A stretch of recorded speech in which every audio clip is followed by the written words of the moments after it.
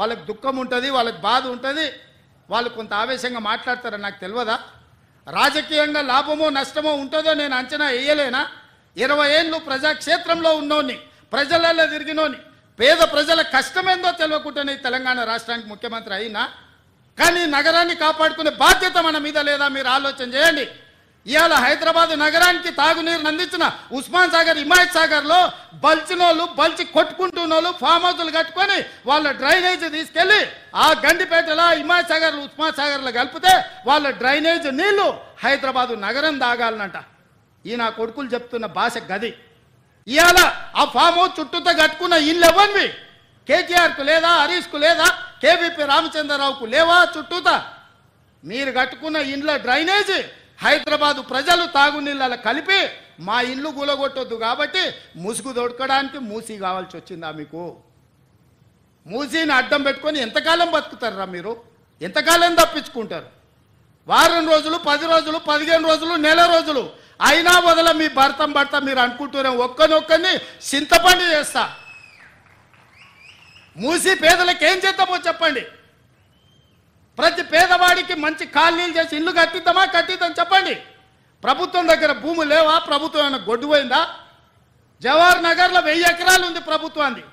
మూసీలు ఉన్న పేదోళ్ళందరికీ తలా 150 గజాలు చేసి ఇచ్చి ఇందిరమ్మ ఇల్లు కట్టిద్దాం. రాండి సన్నాసులారా, ముందుకు రాండి, పేదోళ్ళు కట్టిద్దాం. ఎవరైతే నమ్మి మోసపోయి కట్టుకున్నారో వాళ్ళ ఇల్లు కట్టడానికి ఎంతైందో నష్టపరిహారం ఇద్దాం, ప్రభుత్వం ఖజానా నుంచి పంచుదాం. రాండి, అందరం కూర్చొని పంచుదాం ఒకటే వేదిక మీద. ఇవాళ ఈ ప్రాంతంలో ఎంపీ ఆయన మాట్లాడుతుండు. ఇక ఆయన గురించి నేను ఎక్కువ మాట్లాడదలుచుకోలే, కానీ ఆయనకు బాధ్యత లేదా? ఎంపీకి గెలిచినావు కదా, మోడీ దగ్గర నుంచి ఏం తెస్తావు తీసుకురా.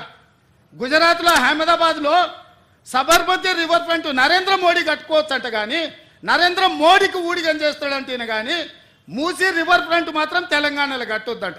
ఏం న్యాయమా ఇది? ఇక్కడ ఉన్న ప్రజలే కాదు, నువ్వు కూడా బతకనీకి వచ్చినోనివే. నువ్వు బతకనీకి వచ్చినావు, ఓట్లు వేయించుకున్నావు, ఎంపీ అయినావు. కానీ వాళ్ళు మాత్రం మూసీలు అదే మురికి కూపంలో ఉండాలనా? వాళ్ళందరినీ చక్కదిద్దాల్సిన బాధ్యత నీకు లేదా? రా, ఈటల రాజేందర్ ఇద్దరం కలిసి మోడీ దగ్గరికి పోదాం. పోయి 25,000 కోట్లు తీసుకొద్దా, మూసీలు ఉన్న పేదోళ్ళకి పంచి పెడదాం, ఇల్లు కట్టిద్దాం, డబుల్ బెడ్రూమ్ ఇల్లు కాదు మంచి కాలనీలు కట్టిద్దాం వాళ్ళకు. 40 లక్షల కోట్ల బడ్జెట్ ఉంది కదా మోడీ దగ్గర. హైదరాబాద్ నగరానికి 25,000 కోట్లు ఇవ్వలేడా?